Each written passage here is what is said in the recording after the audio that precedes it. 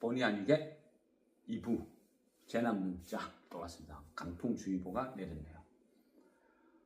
그러니까 제 입장에서는 노후를, 미래를 생각하는 거예요. 세상은 바뀔 거야. 그래서 제 입장에서 제 기준으로 그래요. 저는 투자를 하니까.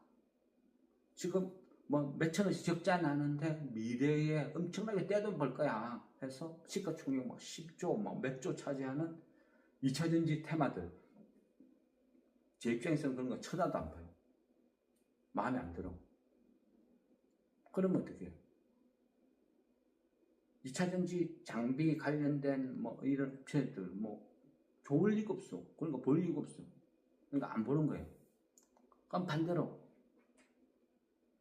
아무도 안 보는 이런 뭐 저평가 자산주 이런 것들은 시간이 지나면 어쨌거나 저평가니까 시간이 지나면 본래 가치만 찾아가도 PBR 1만 돼도 지금 100% 200%의 상승률 여력이 있는데 그렇게 접근을 한 거예요. 시장에 어떤 비인기 종목이 있다 뭐 이런 거 뭐 그런 것까지는 좀 계산을 덜 한 거죠. 그래서 결국은 모든 주식은 어떤 본래의 가치를 찾아갈 거야 이런 마음으로 매수를 한 종목 중에 하나도 DCM도 그쪽에 하나. 그리고 보니까 또 DCM을 제일 처음 초창기에 또 손을 댄 것도 보면 우리 그죠 가덕 신공항 계속 거론이 됐죠. 근데 지연 계속 되고 있고 그러다 보면 가덕 신공항 그 부근도 가보면 뭐 일반적인 어떤 바닷가 어떤 어촌 마을 그런 느낌이에요. 그러다 보면 그 부근도 가덕도 가덕도 신공항 들어서는 그 어떤 부근 보면 또 항만도 있고 뭐 그러다 보니까 뭐 일반적인 어떤 부산의 어떤 전형적인 어떤 그런 모습이죠.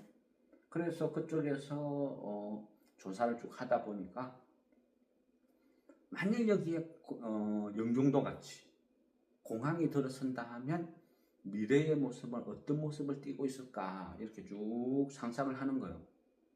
근데 정작 보면 공항에는 만약 공항이 들어서면 공항 바로 옆 부근 인근은 오히려 개발 제한 구역으로 묶여버려요. 왜?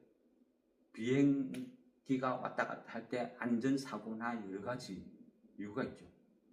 활주로 바로 옆에 네온사인이 막 휘황찬란한 어떤 도시가 형성이 되면 어떻게 해요? 착각할 수도 있고 사고 날 수도 있고 활주로와 네온사인이 교란될 수도 있고 그래서 어느 정도 거리를 두고 있어요.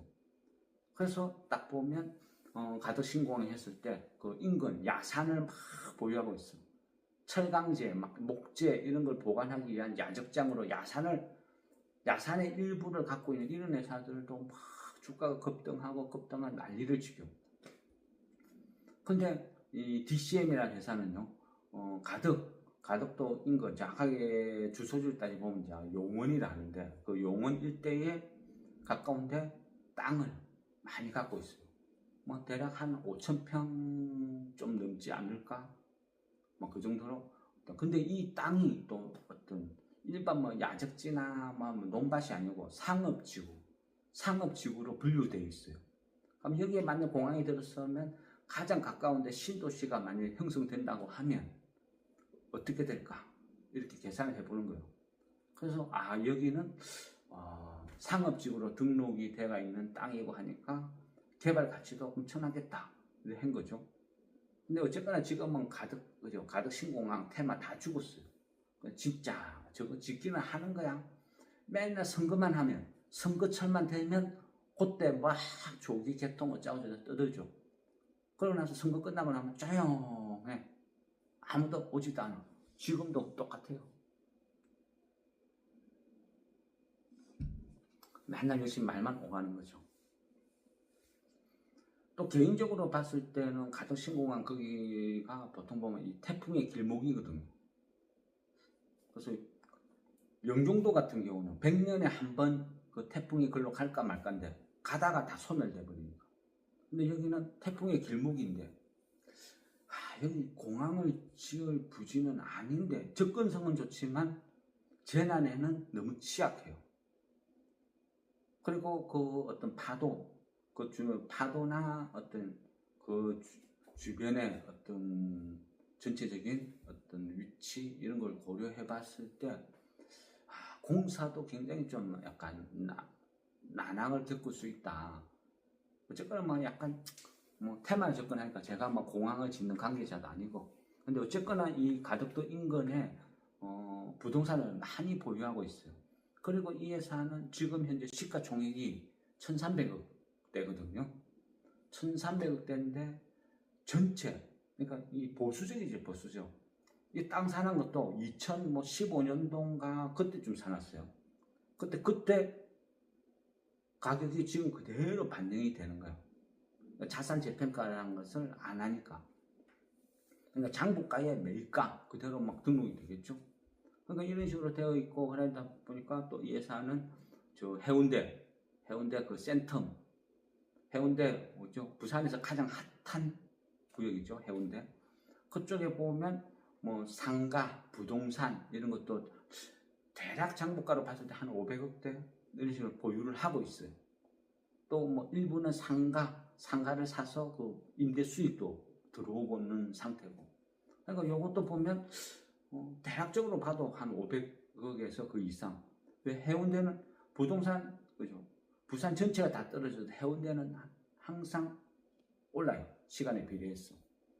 그러다 보니까 뭐 어떤 서울의 강남 같은 그런 위치니까 어쨌거나 이 부동산도 나름대로 어떤 부동산 투자도 좀 잘 하는 것 같아요. 그래서 전체적인 회사 자산을 포트폴리오 구성도 좀 무난하게 잘 하는 것 같고, 또 보면 그 상장 기업이죠. 일반적인 상장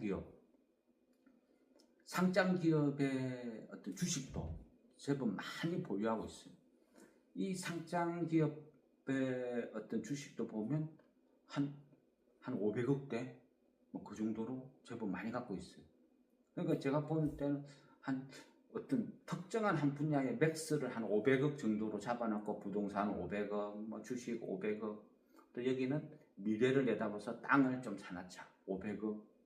여기서 포트폴리오 구성이 좀 제가 봤을 때는 잘하는 것 같아요. 기업이 한 분야에 올인했는데 그 기업, 그죠? 칼라 강판에 올인했는데 칼라 강판이 무너졌어. 그러면 회사가 쫄딱 망하고 위기에 처할 수도 있잖아요.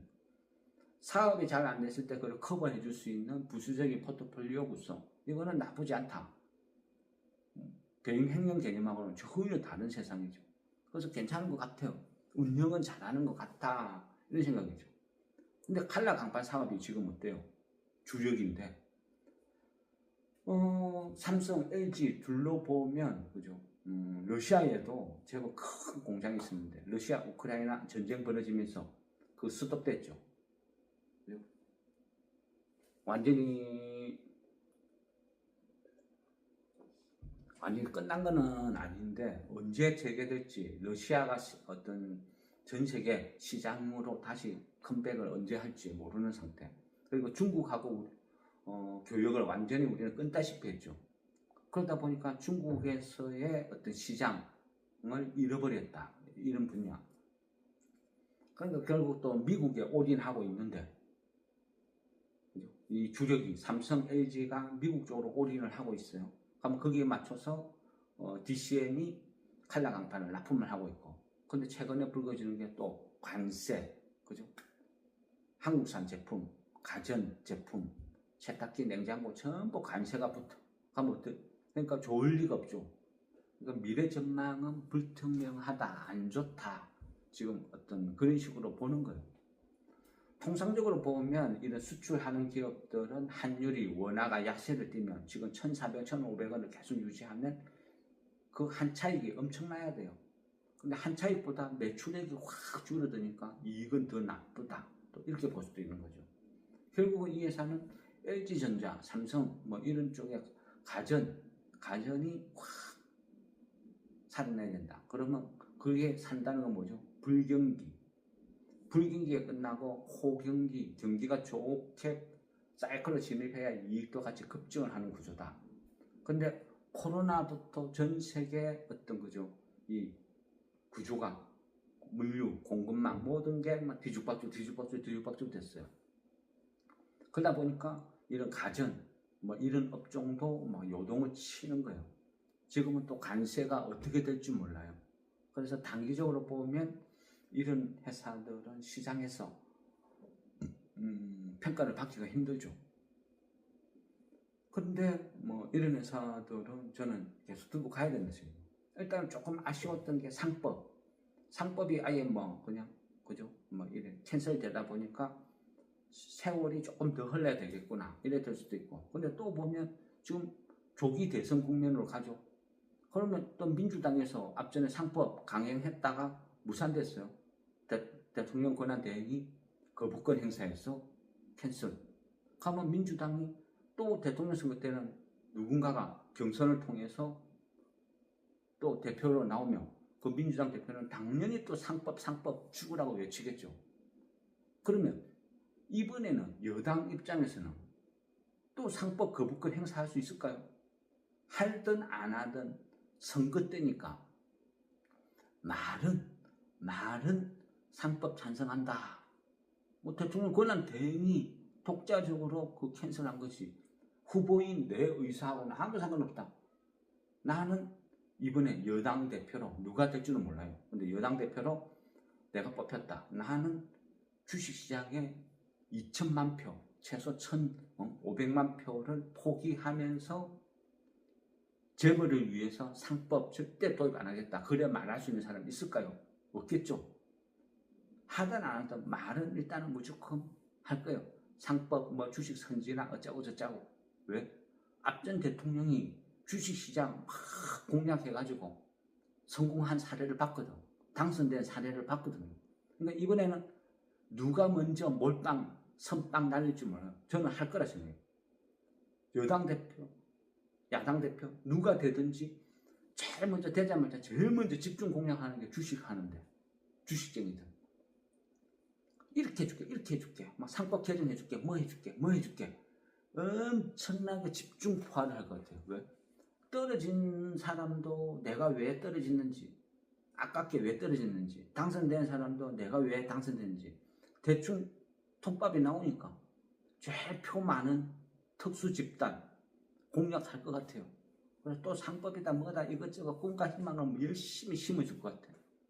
그래서 저도 지금 뭐 대선 뭐 이런 모드로 가고 이 기간에는 선거 모드 이때는 말도 안 되는 그저 뭐 이상한 뭐 정치 테마 그냥 뭐 저출산 테마 막 이런 쪽으로 하는 이거는 그냥 투기고 진짜 냉정하게 쭉 보면서 저평가된 이런 주식들은 사납고 기다릴 거야. 이런 생각이 있어요. DCM도 그 종목 중에 하나죠. 그런 부류 중에 하나예요. 망할 거라고 생각은 눈꼽만치도 없어요. 포트폴리오 구성은 아주 잘한다. 회사 운영은 잘한다. 그렇게 생각해요.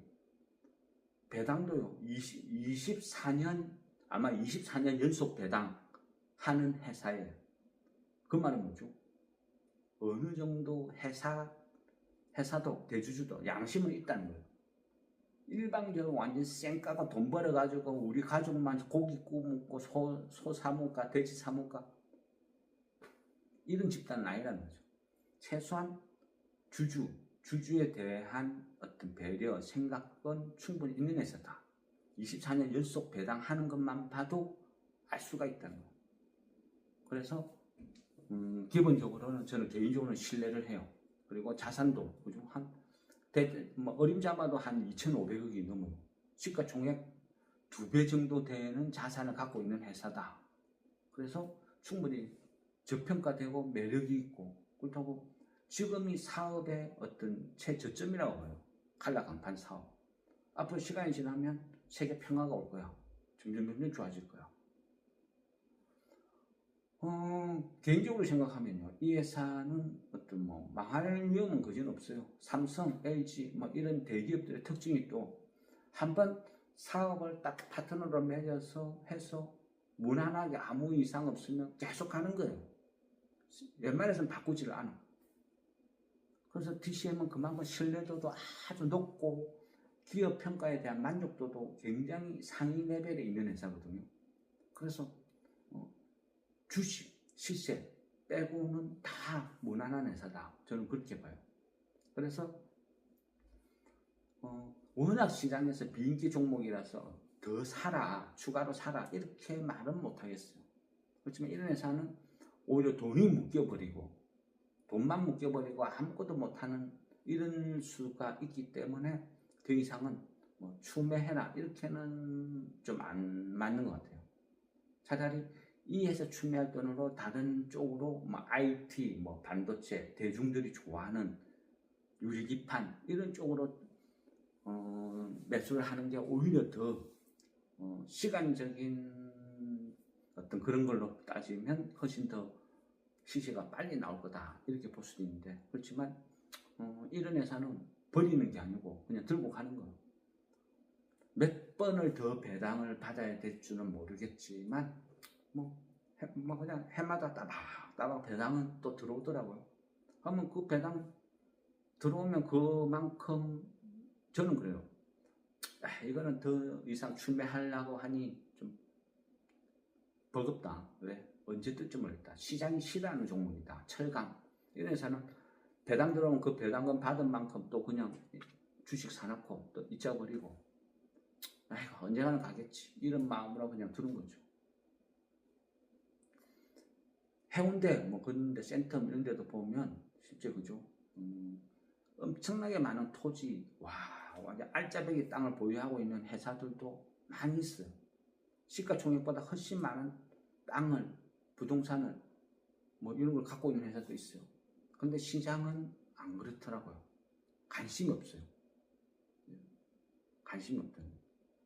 시가총액이 3천억인데 매년 1,000억 이상의 돈을 벌어. 시가총액이 3천억. 근데 매년 1,000억 이상의 돈을 벌고 자산은 6조, 7조가 있는데 시장은 관심이 없어. 오로지 2차전지, 그죠? 바이오 이런 데만 관심이 있더라고요. 근데 저는 그래요. 주식을 하는 목적이 주식이 주고 주식이 생업이고 이렇지는 않으니까 2차전지, 뭐 바이오 여기에서 올인을 해서 일확천금을 꿈꾸는 거 그런 거 싫어요. 그러다가 쫄딱 망하면 노후 술 먹을 돈까지, 그죠? 다 잃어버리는데, 그러니까 그런 거 싫어요. 안정적으로 그냥 안정적으로 하는 거죠. 정석으로 좋은 회사는 따박따박 사서 오랫동안 들고 있고,